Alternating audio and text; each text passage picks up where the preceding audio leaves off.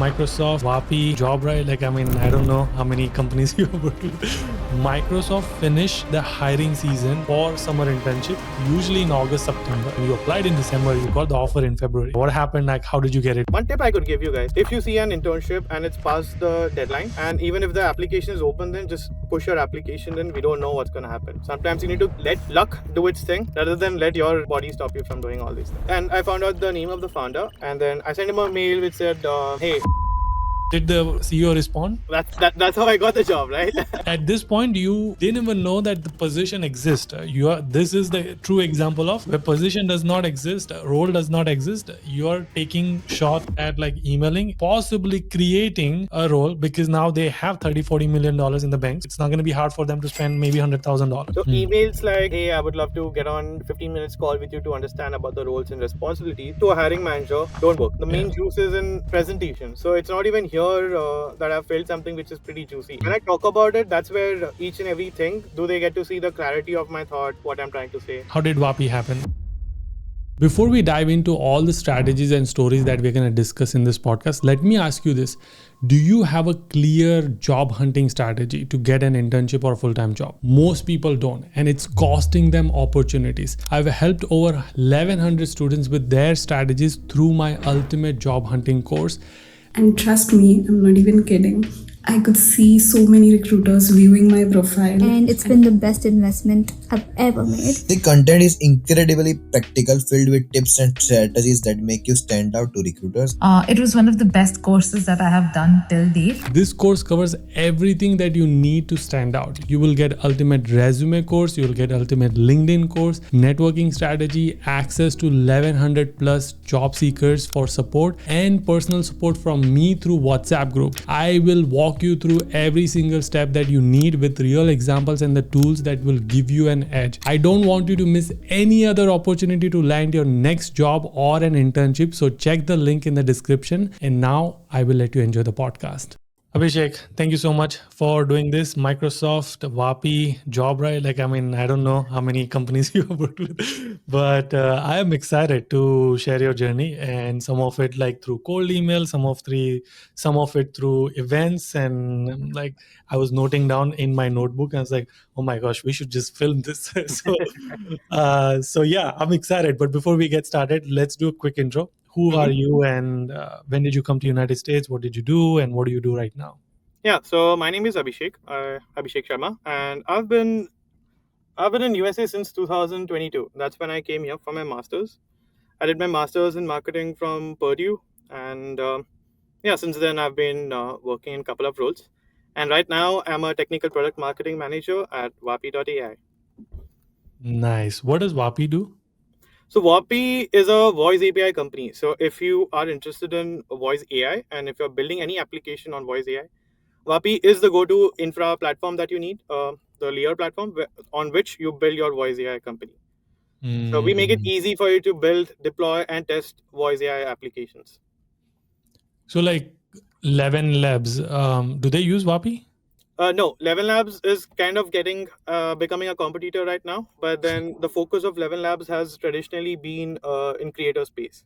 So they are B2C, Vapi is B2B, and they are more a product in itself. And Vapi is the infra layer. So the application layer, basically. So you can build on top of Vapi. You can bring your own LLM models. You can actually bring 11 Labs and build it on top of Vapi. So Vapi is not an LLM. Vapi helps you build on top of voice LLMs, like speech to text, text to speech, and LLMs. Amazing. I know you have an interesting story of how you got into Vapi, but before we get there, and before your JobRight story, you have Microsoft on your badge of honors. And you came the worst job market ever. 2023 is when you graduated. When did you graduate? 2023? 2023 December, the sweet time of graduating where nobody's hiring. Right. But you still end up having job offers, interview calls. So let's start with Microsoft. That was the internship that you got, correct? Yeah. When did you get that? I got my internship offer in February of 2023. The internship was May 2023. And when I applied, it was December of 2022. Okay, December 2022. Yeah, Which is when typically the hiring is pretty much dead. yeah. So how like just share the story, like what happened, how did you like how did and do you have work experience before this, I before had coming work to? experience in India, and that has been only in startup space. And I also had my own consulting company based out of Dubai, where I was helping e-commerce stores in Dubai to scale their ad spend on Meta and Google. Okay, we should But talk never worked separately. in big tech, never worked in any Fortune 500 or a publicly listed company. Okay, and how long, I mean, how many years of experience? So I graduated my bachelor's in 2018. So 2018 to 2022, so around 4 years of experience. 4 years. Okay, cool. Okay, so in this Microsoft role, what was this role? It was a product marketing role at one of Microsoft's strategy teams called Microsoft Plus. Okay, product marketing. If you were to explain like a layman, I know what product marketing is, but if you were to explain a layman, how would you explain product marketing? So the way I would explain product marketing to anybody would be product marketers are the bridge or the translators, which translates all the product features into the pain points, solutions to the pain points of the customers. So that means a product marketer is the one who is translating hardcore developer documentation into what does this imply for your business. And if you're a product marketer at something like Microsoft, it's product marketer's job to understand from all these gazillion features which our particular product has, which feature actually is going to matter to the most to what kind of customer. So the Mm, product marketer sits with the product team. They also sit with the sales team, depending on what kind of org they are in, and then try to map out, okay, for this kind of audience, what would matter the most, and how do you translate whatever we offer into the best format and give it to them. mm. Gotcha. Okay. And masters in marketing is like interesting. I mean, I met your seniors, Yeah. sorry, juniors, when you told me. I was like, oh wow, I didn't even know. So masters in marketing is interesting. I didn't know many people pursue this, but Yeah. it's a STEM program. What typical careers people can pursue after this? So one is product marketing. What are other roles people can get So in? the kind of roles I see people end up in after masters in marketing would be marketing analytics or data analytics, product management, product marketing, digital marketing, uh, brand marketing, some of them, but mostly anything that touches marketing, a little bit of data or a Mm, lot of data, mm, and a fair bit of analytics. mm. Those kind of And you options. are right now growth person for Vapi. No, I'm a product marketing person. So Product marketing. technical Okay. product marketing. Okay. Cool. ठीक है, cool. We'll get to like the skills and everything that people Mhm. should focus on. So I wanna like talk about Microsoft. Like I know you kind of started the story, and I told you like just wait, like share it when you when Yeah. I like hitting the record button. So yeah, what happened? Like how did you get it? Because it's I believe Microsoft finish the hiring season for summer internship usually in August September. Yeah. But in your case, you got it in December. So, I mean, you applied in December, you got the offer in February. So, like, very unique. So, I'm curious what happened. So the funny story here is it was not a strategy or anything that helped me get it to Microsoft.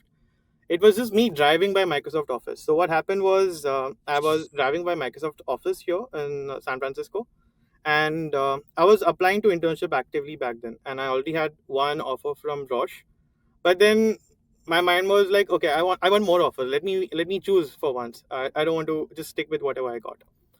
So I was looking at different options, and my only strategy was I'll just drive by San Francisco and the Bay Area, and whatever building I'll see, whatever companies are there, if they have an internship opening, I'm going to apply for that. Because LinkedIn was just showing me these certain jobs based in Chicago and the Midwest region, and Mm, changing the location and all those hacks is good, but then it's again relying on the algorithm. mm, So I was just driving by, and then I noticed Microsoft's building, and I was mm, like, "Hey, I didn't apply to this company." So I went home that night and I opened the careers portal, and I saw that they have their internship opening open even then, which they typically do. A lot of times, Microsoft just leaves it open so that they can get a backlog of candidates, and they can again approach if somebody denies the internship offer or whatever. So mm, one feedback I would give, or one help I could, one tip I could give you guys is, if you see an internship and it's past the deadline, and even if the application is open, then just push your application in. We don't know what's going to happen. Sometimes you need to let luck do its thing rather than let your body stop you from doing all these things. Mm. So that's what happened. I gave in my application. By then, I had my resume reviewed by multiple recruiters. I knew this was a bulletproof resume that would get me in if somebody looks at it, a human looks at it.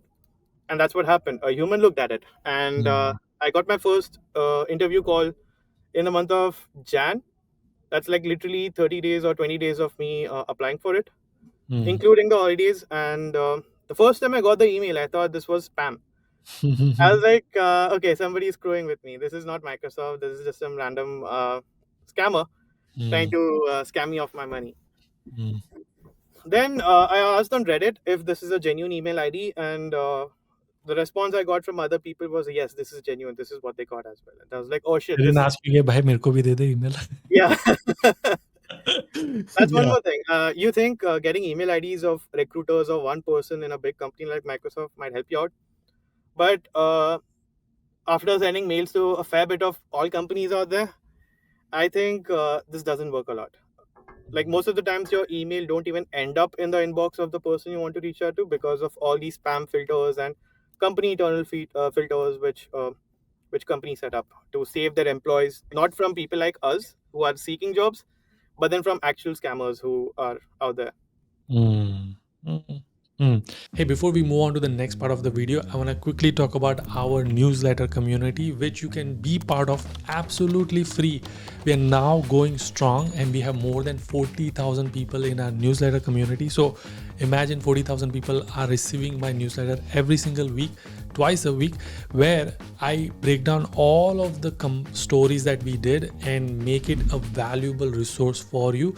So if you're someone who doesn't have time to watch this and you just want to get an email with all of the resources into an email, that is the place to be. I'll put the link in the description. I'll give you some example. This is the one for Tanvi, where how she got 2 co-ops and she paid off her entire master's fees. This is an example of Maya, where she got 3 co-ops and she paid off her fees plus a little bit of savings. Here is an example of Sahil, who got his green card in 3 years. Here is an example where we shared bunch of resources on job hunting. So I promise this is going to be valuable resource for you, and it doesn't cost you anything. If you want to be part of our newsletter community, link will be in the description, or you can go to link.udj.com/newsletter. This is the URL. And now I'll let you enjoy the video.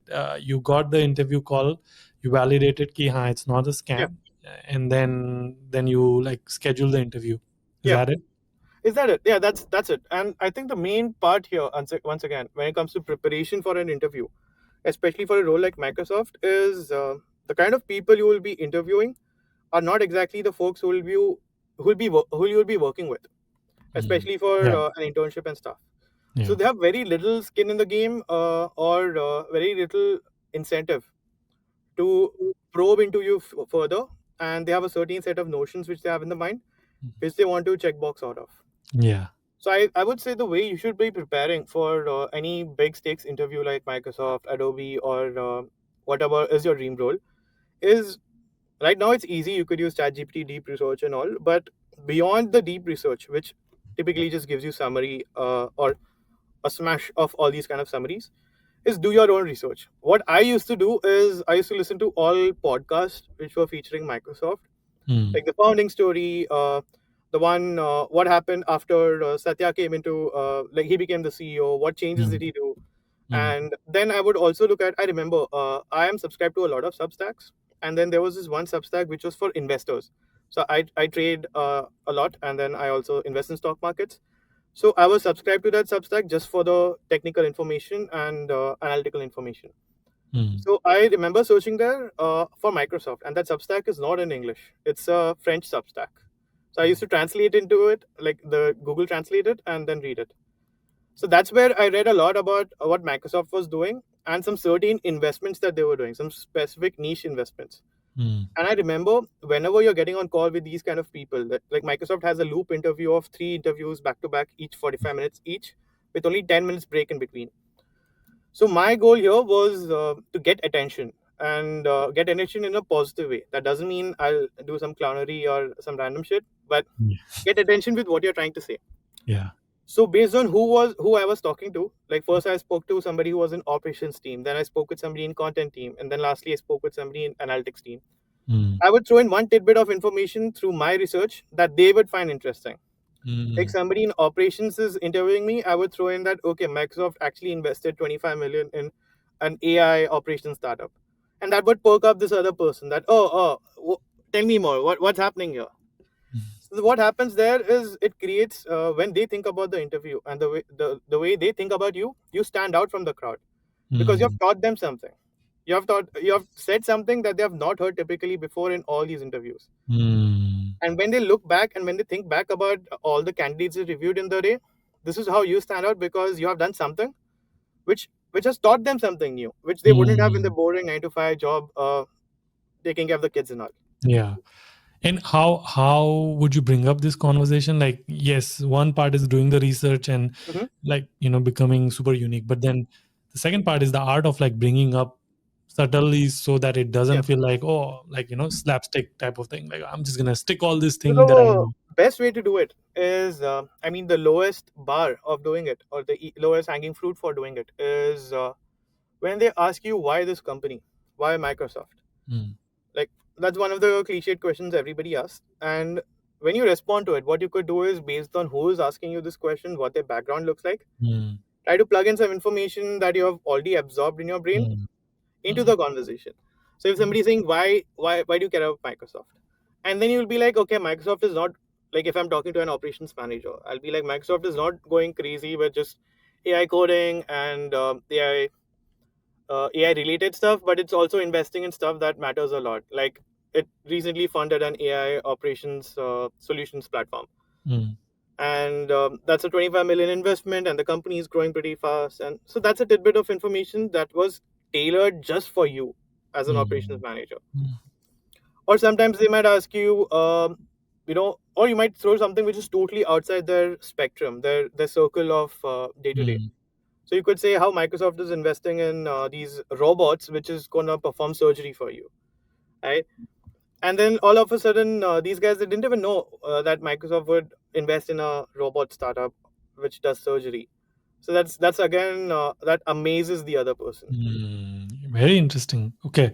And what is like typical product marketing internship interviews look like? Like you said 3 rounds after the recruiter? Yeah, first round is recruiter. For some reason, I didn't have a recruiter round at all. I straight up had the loop where we had 3 interviews back to back, and that is exactly what made me even more confused. That was that email a spam? Somebody trying, a that Nigerian could be prince trying to stake confusing. my money or what? Yeah. So yeah, typically you're supposed to have a recruiter who screens your resume, asks you like, okay, do you have 2 legs, 2 hands? Just kidding. They just ask you, are you based in Bay Area? Are you based in a certain location? Would you be open to relocate? What's the salary comp in your mind and all that stuff? Then the main interview call, the loop, is where they ask you all kinds of things that will help you understand. Do you understand the product better? Why product? Microsoft has gazillion products. So for that, it would be, do you understand Microsoft better? What is it trying to do? And why is Microsoft here? Like, why is this company still running? What are some core tenets of Microsoft? And what does it stand for? And then it tries to benchmark you against, okay, do you actually fit into the role of a proper Microsoft employee? That is, so the tagline which Microsoft uses is empower every human being to do more. So that is what they stand for. So now, because I have done my research, I knew that every answer that I'm giving should in some way check that box up. So you mold yourself to an ideal candidate, which that company stands for. And what I feel is the bigger the company, like Fortune 500 invested company, it's easier for you to get that information because there'll always be CEO or somebody yelling on top of their mind about what their company stands for, what are they doing, why are they doing this, the whole vision, our story, and all that stuff. So once you see that and synthesize it, that okay, what 3 principles or 4 values does this company stand for, and you mold yourself into it, your conversion rate is going to be higher. How much did you prepare for it? Like from the interview, getting the interview to like actually interviewing? I spent 3 days interviewing for like preparing for it. Just 3 Mm. days of not doing my assignments on time and just preparing everything. Right. Okay. So if you could see me listen to podcasts and all, it was just me absorbing everything about Microsoft. That's literally what I was doing 3 days. Yeah. Hopefully, people are listening to this, and if they have Microsoft interview, like hopefully they can Yeah. get to it. Okay. Resume. So obviously, something in your resume clicked for them to give you an Mhm. interview call. I have a question. Did you customize your resume, or did you just apply the one which you standard resume? So I don't do the resume customizations and tailor make it for every role and all. Mm. Personally, I don't see the ROI of my effort. So what I normally do is I'm very specific about the roles I'm applying for, and I only apply for roles which I think I'll be a good fit. So I'm Okay, honest with so myself. I Sorry, just go want ahead. to caveat this out. What you just said is customizing, but you do it before you apply. So hear me out. As in, Yeah. So what you just said, like, I don't apply to product manager role because I know I'm not going to get it and I'm not yeah. interested in it, and my profile doesn't fit for it.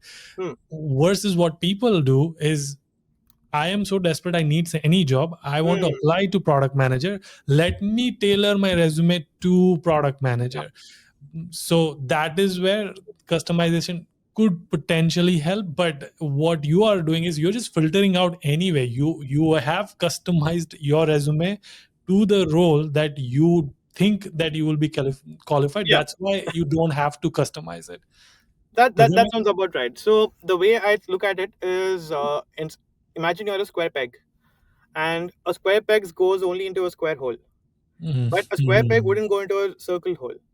But then when mm, you're rewriting your whole resume and your background story for fitting into a circle hole, you won't be a perfect circle. You'll still have some mm, edges and some blunt parts of of a square left, and we don't want that because even if you say that okay, with AI auto applications and all that stuff, I'm investing 2 minutes of my time in a role, it's not helping you out because that compounds fairly quickly. So that's like 20 mm, roles you're applying in a week for a role which you're not a good fit in. That's 40 minutes wasted on a role which you have no chance in. And even if somebody picks you up and be like, hey, Yudi, I think you would be a good product marketing manager, get on call with me, then it'll be very difficult for you to get out of that situation and prove yourself that you are a good product marketer while you have done just data engineering and product management all your life. mm. And you wouldn't want to do this disservice to yourself and the time that you are investing in this whole job application process. I love it. How did you come up? Like, did you? So you started your masters. Did you like knew that this is the role I want to get into, product marketing, or did you had like some form of like here are 5 roles that I'm only going to apply for, like, or how did you come up with that? No, I just knew, I didn't even know about product marketing until I got my internship. Like, what the heck is product marketing? Uh, that role or that term didn't exist in my library.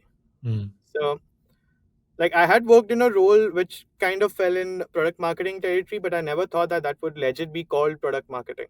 mm, mm, So, when I went about applying, I was looking for growth marketing and any role which helps me think campaign ideas, understand the customer, and apply and get a revenue impact for the company. I knew I don't want to get into sales. I knew I was not really adept in coding to get into analytics side of things. I mm. hated SQL. I hate Tableau. That is the shittiest thing ever created by mankind. And I just knew that I need to do something in business where I can use my mind, all the unique perspectives I had to make money for the company. That's it. Mm, So I would look at the job description, and then based on that is when I would be like, okay, my gut says I'll be a good fit for this, and I would apply to it rather than looking at the title and all that stuff. And that is very. also why email strategy plugs into this because that's where you can control the narrative of how the other person is looking at you. Mm. Okay, so first is you customized I mean, you basically had your resume based on the roles that you think that you would be the best fit. Yeah. Second is you also filtered out the jobs that are not your best fit. So you Yeah. would not even spend time applying, which means you actually spend time reading the job description, which is what, like, I hate when people, like, we open business analyst and all of a sudden, like, data engineer is applying to it. I'm like, why are you applying to this Yeah. role? So I think that is a better ROI in terms of time spent when it comes to job application. Okay. You said your resume is bulletproof. What do you mean by that? Like, and if you have to give like a masterclass on it, like a quick Yeah. masterclass. So when you look at resume, what you always think of is you use JobScan or one of those AI resume generators. You push your Mm. resume there, and then you ask GPT, "Hey GPT, hope you have a nice day. Can you please review my resume and score it out You of 10?" said you are having nice day. You need to be Yes. kind to the machines. Yes. Yeah, I never say that, but okay, cool. Huh. And then GPT spins out the most basic response that, yeah, your resume is good, but then you could improve it by having a summary section, and you Mm, should be having this, you should be having that, you should be talking about what you have done in college and stuff, mm, which is good. But then I think you should have a layer of filter on top of it. Like, for example, if I have a resume where I've worked with 7 different companies previously, and I think all the 7 roles which I've done have been fairly impactful, but then GPT told me that I need to have a summary section on top of the resume. And for that, I need to sacrifice a couple of bullet points to accommodate into a one pager. Then that's nonsensical. Why? Because a recruiter is not going to look at your summary, which almost all the summaries look the same. A very impactful, thought provoking, passionate business leader trying to break into XYZ. Nobody wants to read that. It's all the same. It makes no sense. So, firstly, you should just look at it from a logical perspective that, okay, here's a better mental model for you. Think each and every word that you put into your resume, you're paying for that word. Then what happens is you become frugal and then you become precise in what you're saying, and you're more conservative in what you're even talking about in your resume. Then you mm, put only your best foot forward because you know that, okay, if I've spent $20 for this one line deserves that $20. mm. So this is the mental model I also use for typing content and writing content, and this has helped a lot. So even for resume, the first thing I did was this.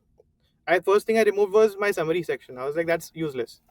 Mm, If somebody wants to know what kind of person I am, they can simply skim through all the roles that I've done, and that does the job.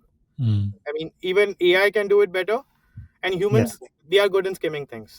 So yesterday, I had a hiring manager do a live session for our job hunting Mhm. community, and she is a marketing manager, and she Nice. said the exact. There was so we did a live resume review of Mhm. students who submitted it, right? There was a summary, there was an education. Mhm. She's like, okay, I'm looking at the experience. I asked her, like, so wait, did you just skip this thing? It's like, yeah, it's usually almost everybody says the same thing. So Yeah. I, I will first look at scan through the professional experience to see what they've done, and if it relates to, like, if it interests me to then go up and see, like, okay, has they sent something interesting?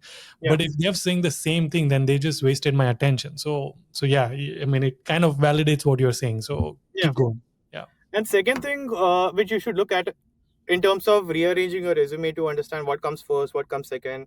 Like some people, they always have this confusion: should we put university first or Mm, job experience first? mm, So my mental model for that is once again the same budget formula. That means imagine you're starting with $100 budget from the start of the resume, and as you keep going down, the budget is decreasing with every step that's happening. So now, would you want somebody to spend $20 or $30 just reading your educational qualification of where you have studied, what role was it, and what year and what GPA did you get? Or would you rather let your work do the speaking and talk about work first, and then be like, yeah, I'm a Duke guy or Georgia Tech guy? So that's mm. one more thing we should be looking at. If you are somebody with less experience, sure, let the school do the talking, and that's how you should be doing it. And if you have already coming with a good experience of 5 years, 4 years, or whatever, let the work do the talking. Yeah. Don't hide behind the school name or Yeah. your GPA. Yeah. Love how your Marwadi is coming out like money wise. Okay, cool. That's also the energy. Like if you look at all these eye tracking metrics and Yeah, yeah, tools like Hotjar, you'll notice the same. As you skim down the page, the number of people going down the page decreases. yeah, yeah, It's the yeah, same yeah. here. It's F pattern is Yeah. what like we've seen with most recruiters do, and Hmm. you want to upfront or like front load the most valuable thing, Yeah. because the more like the earlier you have gotten their attention, the better it is, because by the time they get to it, they've already lost interest in it. Yeah. So like now they're just doing it like for the sake of doing it. Exactly. Now, Love all it. of this is what you are doing it before you're showing a resume to anybody. Then what Mm, happens after that while you're in college is take your resume, print it out. Don't throw around PDFs everywhere. Just print out your resume and go to these random events that might be happening in your college. Okay, you might be having a campus visit by Tesla, hiring for operations manager, but then you're looking for a digital marketing role. Doesn't matter. Take your resume printout, go there, show up there, go to the recruiter once she's a little free. Just take a resume there and just say it right on her face that, okay, I know you're hiring for operations manager and I'm not here looking for a job. Okay. All I want is you to look at this resume, skim through it. This is what you do for a living. You have skimmed like thousands and thousands of resume every mm, week. mm, Skim through this and tell me what stands out. What is a red flag for you? Do that 4 times. You'll get far better response than any AI tool or any GPT, which is going mm, to tell you the same random shit. Once mm, you have done all of this, the final thing is just understand. Yeah, final thing is again just sending out the applications and making sure whatever you're writing the bullet points there, they are quantitative. mm, Because at the end of the day, what you do as a full-time person in a job and what you have done should impact a business in 3 ways. mm, One, it should help them make more money. Two, it should help them save money. Three, it should help them save time. So mm. whatever you're writing in the bullet points, that should answer these 3 questions. Mm. Love it. One of these 3 questions, yeah. Yeah, yeah. I'm super sold to this idea. Cool. Okay. I feel like I know I said to you that maybe we'll do like 30 minutes or Uh-huh. something. We have already spent 30 minutes, so this might be longer one. Mhm. Okay, cool. So Microsoft happened. Did it convert into full time? No, no. Microsoft didn't get converted to full time because Microsoft got into AI. So mine was the first job which AI took. I was about to get a full time job, but the funds for my team got redirected into Microsoft Copilot. And the AI team needed more funds, and I didn't get a return offer. And that's the Microsoft policy. The team in which you interned in, that's the team that you get a return offer out of. So if you would have worked in Microsoft Surface team, and all of a sudden people are not using laptops anymore, and the budget is cut off, you're not going to get back to Microsoft for that particular team unless you try some other routes and try to get in. Okay. Also, like, are there jobs in current job market for marketing people? Yeah, there are. There are if you're looking properly. I see it everywhere. And sometimes, even if there are no jobs, marketing is such a business unit that you can create a job for yourself. If you can create the demand, and if you can say that, hey, you need a job, you need a marketer, you can always create a job for yourself. And that's exactly how I got my role after Microsoft. Okay, which one was that? And I that's a nice segue. You're like very good at connecting the dots. So okay, Yeah. cool. So the role after Microsoft, my first full-time role in United States was at Rafa.ai.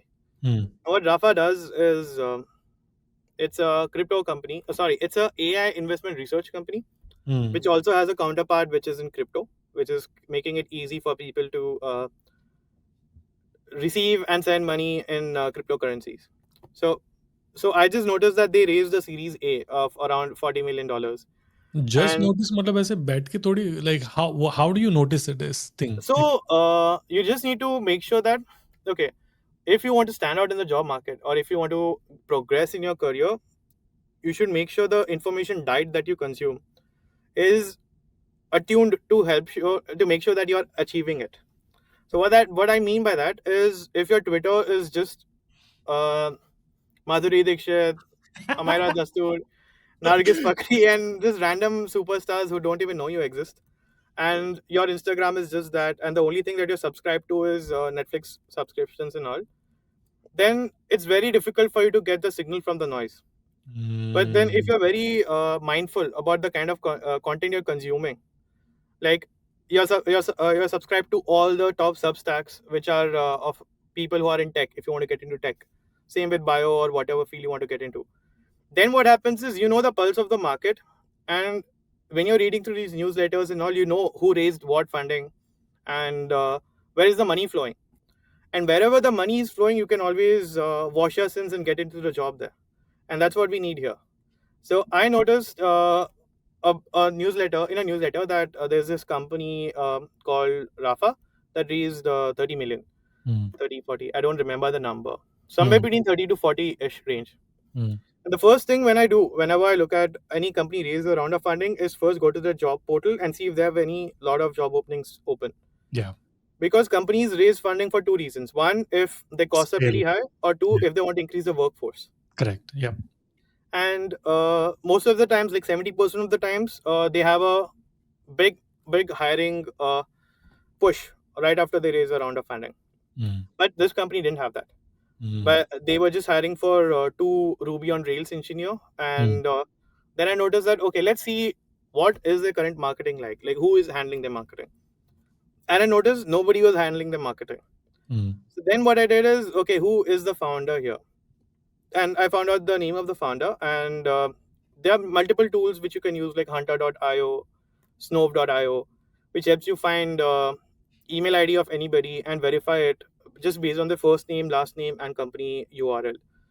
So that's how I found Is there name a reason you said like big tech recruiters ka email is not important, but the startup founders are important? There is. Why? Because when you look at it, it's the hierarchy of power. A CEO of a startup has the power to make any decisions he wants to do. The level of bureaucracy, the level of people in the play who might not let you do what you want to do, is higher for a enterprise company or a stock listed company. So you might have a best buddy who is director or a senior exec in Amazon Fire Stick, but then there's a role which is open in Amazon Nova, which is the AI model. So no matter how strong the connection is, the chances of you getting something in Nova team because you have a contact in Fire Stick team is pretty low. Because these two individuals, the hiring manager here or the decision maker here and the Fire Stick guy here, they might not even know each other. That's how big the ecosystem is in these companies. Yeah, true. So that's pretty effortless. That's useless. Like, that's not the best place you put your effort in. Also, I feel like Microsoft Recruiter probably gets like 500 emails versus the Rafa AI CEO probably gets. I mean, he gets email, 10 but to 20ish maybe. yeah. So there's like it's a game of probabilities as well, right? Yeah. A 20% probability here is much more impactful than 20% in Microsoft. Like 20% of 500, 20% of 5. Look at that. Yeah. Okay, sorry, I cut you off in your story. So you were doing the research on the founder and you got the email. Now comes the email, cold emailing. So yeah, I looked at, there was no marketer. I noticed that they raised a round of funding, and I noticed their product was in a new market, which is AI investment research. And then I sent him a mail which said, "Hey, I noticed you raised a round of funding. Congratulations, you did the job. Now the next role that you should be doing as a good CEO is sustain business and get more money. And I can help you with that because that's what I've been doing all my life. So here's my resume. This is when I'm free. Let's get on a call, and then I have like 5 ideas for you, which you can use in 1 month with or without me to make money for Rafa." Interesting. Okay. So it was not, "Hey, yada yada yada, congratulations for your internship. Wanted to get on 15 minutes chat just to talk about industry." Why would he give you 15 minutes time? So that's the thing you should always ask when you send out an email. What is in it for the other person to respond to me? Like if I were Satya Nadella and if I were mailing the founder, I don't really have to say anything. I can just say, hey, I just want to talk for 15 minutes. And I get a reply back like this.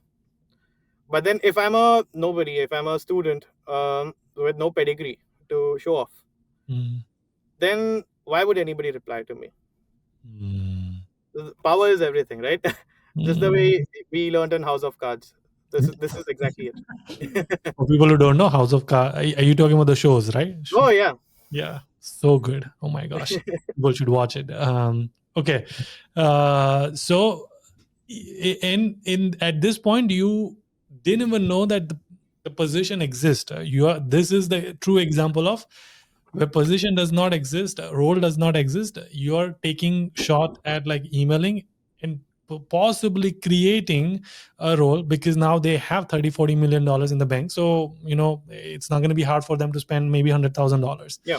So okay, so and then the cold email that you did, there's gonna be a whole presentation that you have like on cold email, so we'll talk about that in a minute. But and then did the CEO respond?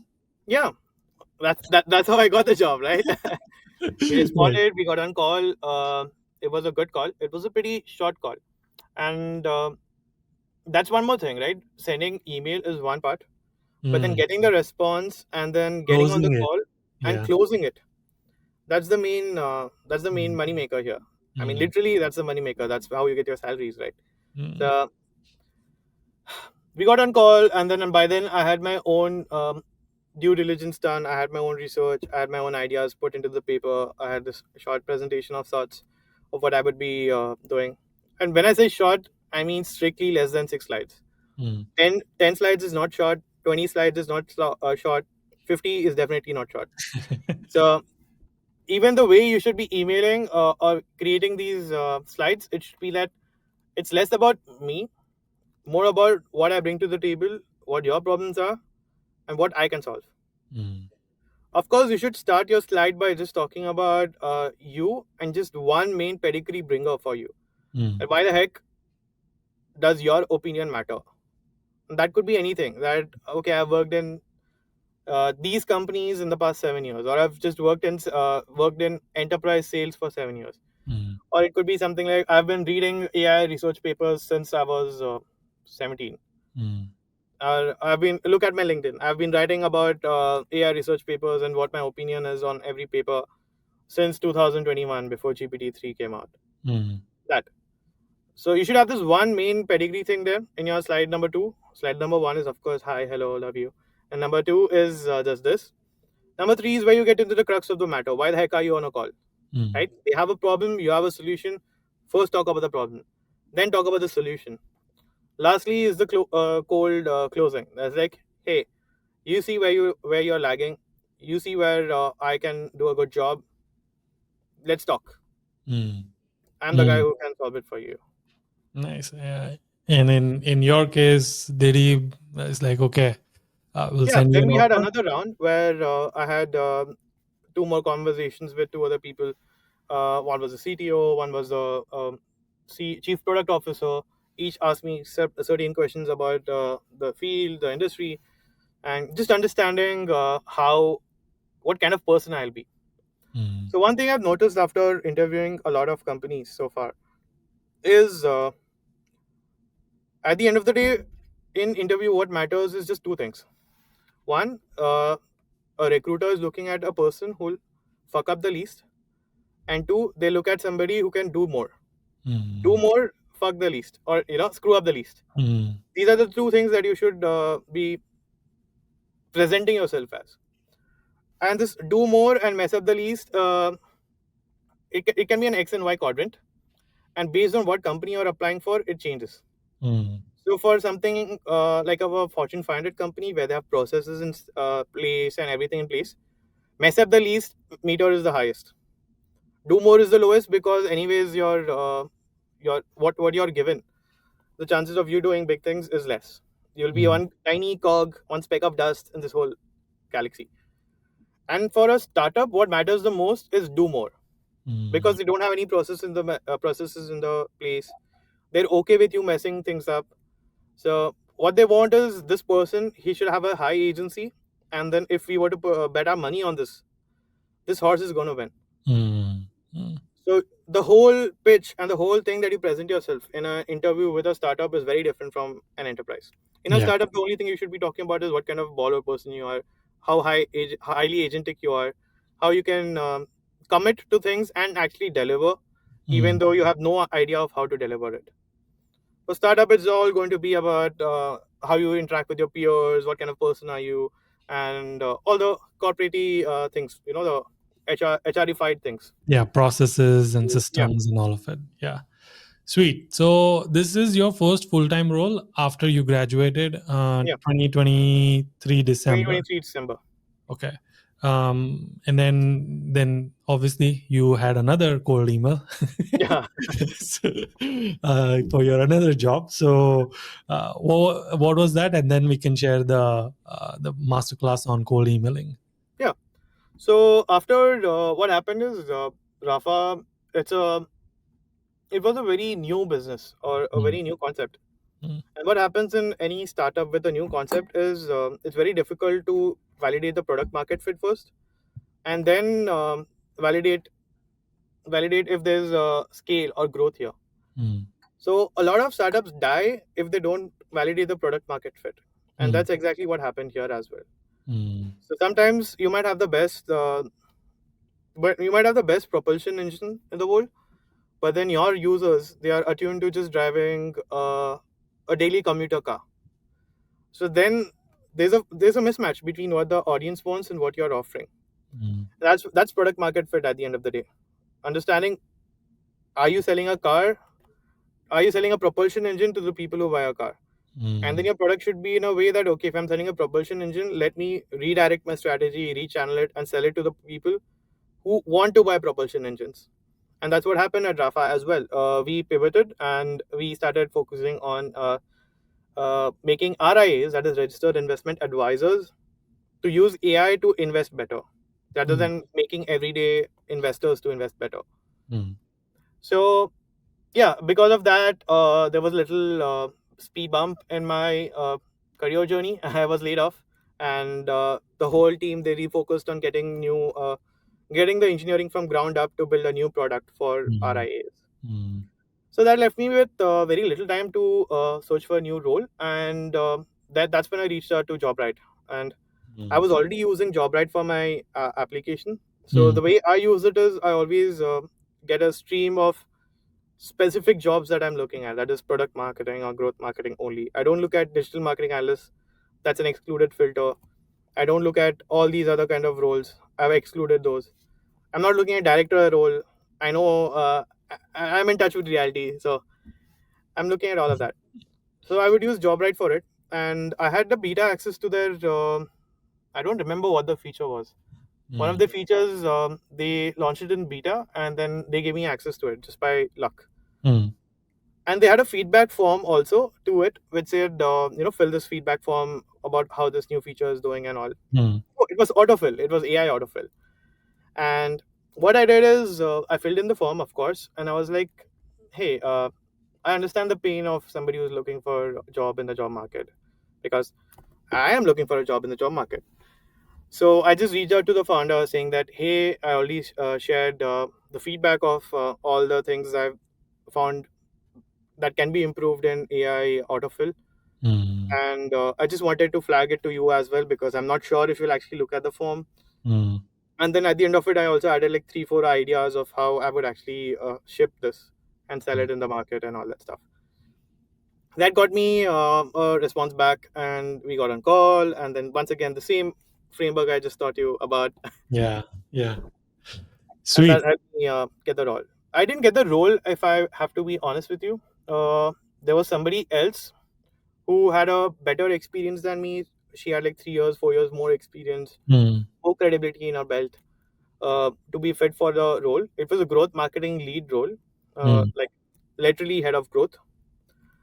But because I had a strong application and because of the way I approached to things, I ended up getting a contract role, which helped me retain my visa longer. So Nice.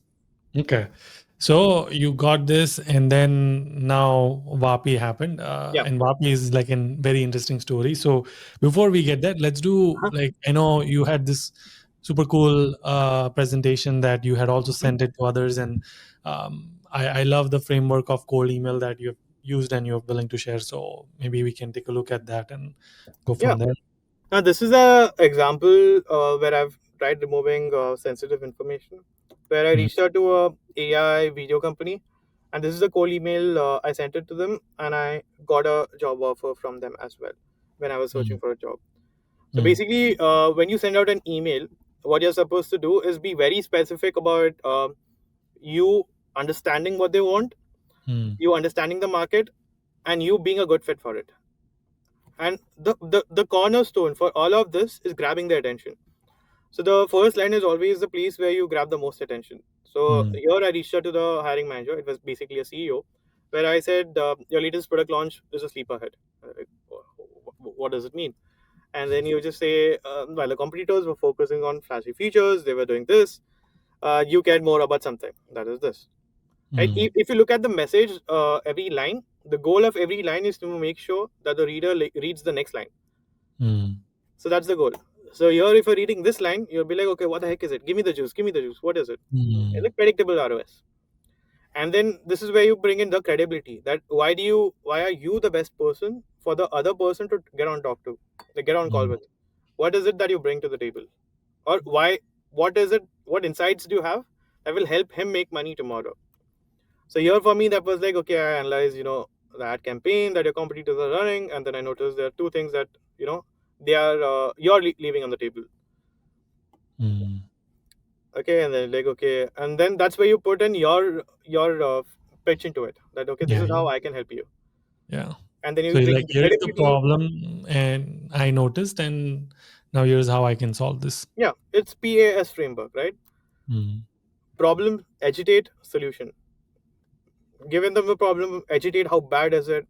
How worse is it going to get? And then give the solution. This is the mm, same formula here. mm, Problem, agitate, solution.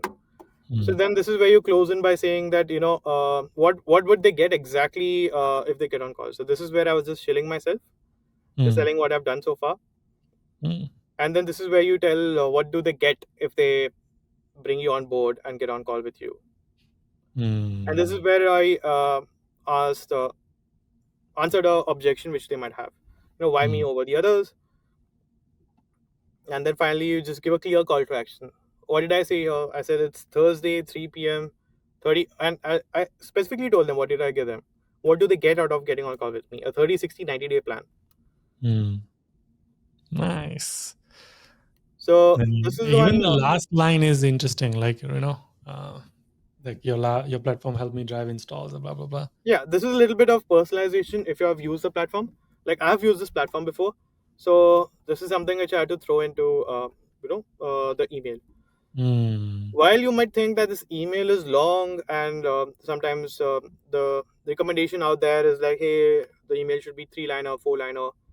I mm, don't disagree with that, but then what I'm trying to say here, sometimes you don't really have to pigeonhole yourself into a certain bucket. If mm, you think that you can do a better job of selling if your email is that bit longer, go with longer. If you think you don't really have a lot of common points with the other person, there's not a lot that you can talk about, mm, make sure your email is small. Like not mm, make sure, I mean that's highly recommended. mm, So that's what matters in cold email in general. And lastly, what kind of cold emails don't work is where it's not clear for the other person what do they get on call, what do they get if they get on call with you. And secondly, when your ask itself is little generalistic. So mm, emails like, hey, I would love to get on 15 minutes call with you to understand about the roles and responsibilities to a hiring manager don't work because mm, that's a format everybody has been seeing on TikTok, Instagram, Google, blog, everywhere. And recruiters are getting emails exactly like that in bulk. If mm, each recruiter is hiring for 5 roles, think 20 people are sending emails like this. That's 100 emails every day that they get in the similar format. Then how do you mm, stand out amongst 100 people sending the same email? mm. because it's not specific. So that's why what I feel is when it comes to job application, the way people send out emails is a little bit broken. They think that one TikTok hack, which 6 million other people have viewed, is going to work. More than 6 million people have also viewed it. So they are also doing the same thing. And that's the law of diminishing returns. When it's new, everybody is trying to try it out and it works. But after a point, it stops working after that. And this is something I've been noticing recently with Soham Parekh as well. People saw the email that he used to send to get those multiple jobs. And now I myself have received a lot of emails exactly formatted in that way. And now, because I have seen through it, others have seen through it, it's not going to work the same. And you are receiving that email because they think that you can get them a job at Yeah. Vapi. Yeah, gotcha. Okay, cool. And then you also send, the job application. This is a presentation that I shared with another company, and while they were on call with me, this was mostly a call with a recruiter or kind of decision maker, medium-sized company, 100, 120-ish employees. So what I would basically say is, first a little bit about me. Throw in all the information that you can about that will help increase your pedigree. And no, this is not job application. This is not the stuff in your resume. This doesn't have any structure to it, right? Like here, I'm not talking about any particular role. I'm just saying all cool stuff that I've done. So this is where you lore max yourself, right? You get all the lores that you have about yourself, plug it into it. Then this is where you get the pedigree into it. That are all the kind of companies that I did in. So throw in some logos, slap in some logos, and then finally the main juice. What exactly is it that I'm gonna do for you? And finally the call to action. You see, this is literally a 5-slide deck. It doesn't take me a lot of time to build it. The main juice is in the presentation. So it's not even here that I've filled something which is pretty juicy. When I talk about it, that's where each and everything, do they get to see the clarity of my thought, what I'm trying to say, and stuff. So your presentations don't really have to be pretty elaborate and the most sleek looking Tesla product launches. They could be something as basic as this, and something like this will take you less than 20 minutes to spin up. Yeah. I mean, it'll take less time. You can stop sharing, but it'll take less time to prep. Less time for you to spin up. But then the more time is like, what exactly you're gonna say? Exactly, and that's another problem I see people, especially job applicants, face a lot. That they overthink about the design aspects of it. That I want to make it look so sleek. When I go to the next slide, something's gonna pop up from bottom, and then from the right we'll have Shaktiman come in, and then all kinds of weird animations they want to show. But then that's just showmanship. Showmanship is good when you're presenting, but then showmanship should not be the main base of your presentation. Base of the presentation is always the gravy, the stuff that you have. Yeah. Love it. Okay. How did Vapi happen? So obviously contract got done with JobRight, and then now you're back in the job market. How did Vapi happen? It's kind of different though. So I still had my contract, and there was some few months left to it. But being in a contract is not always a good feeling because there's uncertainty to it. Yeah. So I was naturally looking for something more permanent, and So one thing that I do a lot is attend a lot of events in the Bay Area. So there was this one event where we had app founders and operators, where we had all these consumer app founders and people who build mobile apps with AI hanging out together. And that's where I met one person who was building an AI girlfriend. That was AI girlfriend. That was AI making one around. girlfriend. Did you say AI girlfriend? Yes. What is AI girlfriend? AI girlfriend is a AI companion. Do you have your AI girlfriend? I don't. Okay.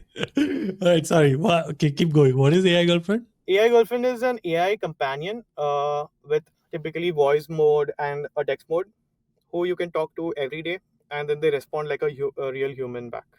So it's like having a virtual friend who understands your feelings, who How? I mean, I can do the same with ChatGPT, right? Like act Yeah, like my but then girlfriend and ChatGPT is, let's think of it in this way, okay? ChatGPT is the vanilla ice cream of ice creams out there, right? yeah. You add a little bit of chocolate syrup to it, that becomes chocolate ice cream. Mm. And now AI girlfriend and AI companions are nothing but a different flavored vanilla ice cream. So Mm. ChatGPT might be the base, but then you do RAG, and then you fine tune the model to make it more human, to make it more emotional, Yeah, more to make like it, how the yeah, girlfriends would be. Yeah. Okay. to make it more Mm. involved in your day to day, and Mm. that's how you get an AI companion. Interesting. Okay. I And do use ChatGPT as my therapist, and sometimes like, okay, I need sometimes, like what, girlfriend?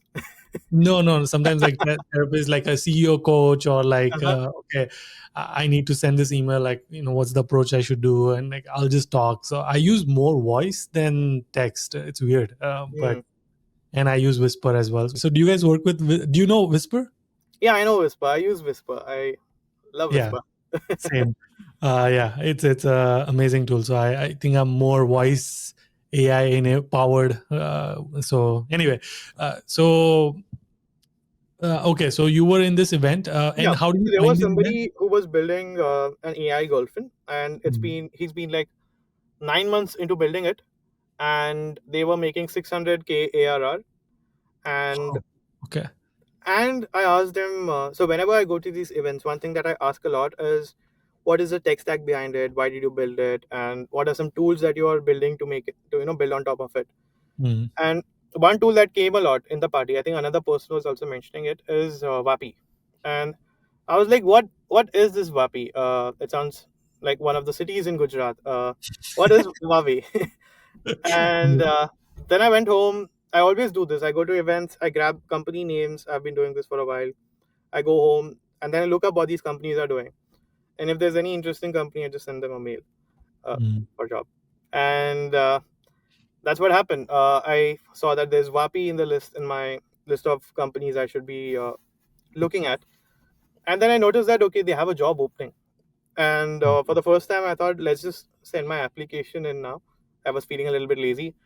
Not cold email, not anything. Just send an application and see what happens. And it was pretty late. I think it was like 11:30, 12ish at night. I sent my application in, went to bed. And 3 days later, I got an interview call. I was like, oh, wait, would you look at that? I didn't even have to send a cold email. Nice. Okay. So So, in this case, just the resume did the yeah, trick, basically. sometimes that happens. Yeah. Yeah. Okay. How do you find these events? I use Luma. Once you attend like 2, 3 events in Luma, you can always get invited to the other events. And then Mm. once you meet some people in an event and tell them that, hey, just send me a text message when there's another cool event in town, they send it to you for some private events and stuff. Okay. I know a lot of the audience is in going to be in Bay Area, Hmm. maybe in San Jose, Sunnyvale, because they are doing their masters there. Uh, they choose that because they want to be in Silicon Valley, but they Yeah. don't use Silicon Valley to their advantage. And part of it could be like I don't know what I'm gonna do in the Hmm. events. I don't know what I'm Yeah. gonna how do I network, or I'm too shy, or like what if I say something stupid. um, did you feel that? Like, I mean, you are obviously a very confident person, you sound very extrovert as well, so uh, No, I'm not exactly. When what? I went to my first event, it was 2019. I was straight out of undergrad, and I had a mentor who helped me get into marketing. He was the one who gave me the first opportunity, Mm, and he called me to an event. It was in Andhra University Department of Entrepreneurship or something like that. Yeah. mm, So I went there, and I remember I was kind of trembling in a corner, deciding like, okay, all these guys in suit and formals. Here's me wearing a casual shirt. Like, what? What do I even talk to these guys? I don't know what to talk to them. And I was just in the corner, just looking at everybody. Uh, then this mentor comes to me, and then he was the one who invited me, right? So he finds me there, and he's like, "What are you doing here?" I'm like, I don't know what to talk to them. They're all business people, and they're talking about return of ad spend and revenue, and I don't know. I'm a small player in this game, And he's like, yeah, so what? Just go there and keep asking them questions. And at the end of the day, they will feel that you have talked a lot to them. But just you asking them questions and them just answering, but actually feels like you guys had a conversation. Mm. So go there, ask smart questions, ask follow-up questions, do some active listening, and yeah, let the conversation go from there. And that's Mm. what I did. I went to one person. They were in some shrimp export business, and then I was like, okay, how do you get the shrimps? How much do you buy them for? Do you get the seeds? How do you sell them? Do you sell it in Japan? What are some problems you face in Japan? And yeah, basically that is networking for me. It has always been like that. Like if it's a room full of people who are talking about things I have no idea about, you just make yourself as dumb as possible and as receptive to weird glances, and become a sponge and go around and ask people, hey, what do you do? And they'll be like, okay, I'm building an MCP that is more usable for consumer apps, right? Mm. And they're like, what does that mean? What is MCP? Why do you think this idea matters a lot to you? And ask these kind of questions. And then Mm. what happens is the But other don't person. you like? Don't you? So I'm trying to play a role in of a student in my Yeah, head right now. They probably feel like if I ask such silly questions, or they might think I'm so dumb. that's the thing. If you pretend that you know about the subject and you say something which is remotely correct, you end up seeming more dumb than actually being somebody who has no idea about this subject and asking people around. Mm. Because as humans, we like teaching other people something. But Mm. what we don't like is somebody who's pretending to be something. Mm. Everybody catches a person who's a liar, but Mm. nobody hates somebody who wants to learn. Yeah, and what about the fact of like, what is other people gonna think about me? They won't, because after doing this for a couple of reps, like with multiple You'll people, get used multiple to it. events, what Mm. happens is it increases the way you think through things and the kind of questions you ask. So it makes you a better question asker. And Mm. then a lot of times, the other person who was just going through his business on a autopilot, it forces them to think through things for answering your question. Mm. So then even they would appreciate that, oh my god, this guy is pretty thoughtful. He asked me a question nobody asked me before. Why did I not consider this? Right? Mm. And that gets them a feeling that this guy was really good in asking, and he was very receptive Mm. to my answers, and he was responding pretty well to it. And the kind Mm. of questions also he asked, the follow-up questions he asked, were pretty thoughtful. Mm. Mm. So that Got way it. what happens is you can get a lot of things. And sometimes if you think you're confident enough to reply back to them with your insights, your stories, and how you could have navigated through the situation, you can always pepper that in, and that's how a two-way Mm. communication happens. Mm. Man, this has been such a it's a masterclass, double masterclass. I feel like we learned so many things. I'm excited. Thank you again for doing this. If you were to end this with for international students who are planning to do masters in marketing Mhm. or they are doing one, what's the one advice would you give them? One thing I would say is start early. Like even if you don't have a visa ready, start looking and applying for campus jobs. Before I even had my visa, I had a on-campus job which was paying pretty premium from rest of the crowd. And all of this happened because I was early in the game, and same with Mm. job applications also. Mm. Typically, students wait till like if they're graduating in December, they look at October, and that's probably their mental deadline through which they start looking at jobs and all.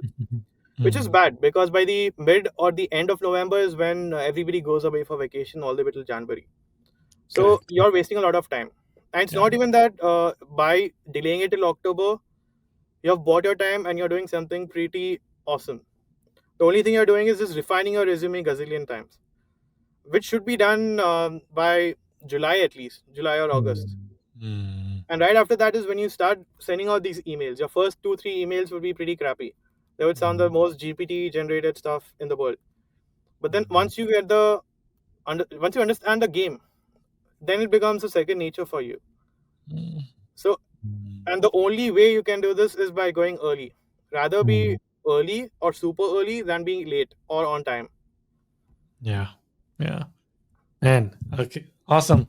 Can't wait to bring you back. I'm sure like I'll keep bringing you back, and hopefully I visit you in like 3 weeks. So hopefully we can hang out. And I know we have also said that you'll do masterclass for the students. So that'll be amazing. They'll be excited. Now that I know the story, I can hype you up even more. I'll do the marketing for you. But I'll leave your LinkedIn and everything for people to connect. I'm sure people will want to talk to you more personally, etc. So I'll let them reach out to you. Please don't spam him. Use the marketing tactics he taught you. Yeah, don't reach out to me with 15 minutes brainstorming session. Or just like, hey, can you refer me to Vapi? Yeah. But anyway, thank you, Abhishek, for doing this. And again, I can't wait to bring you back. But until our next one. Keep smiling and keep hustling. Nice.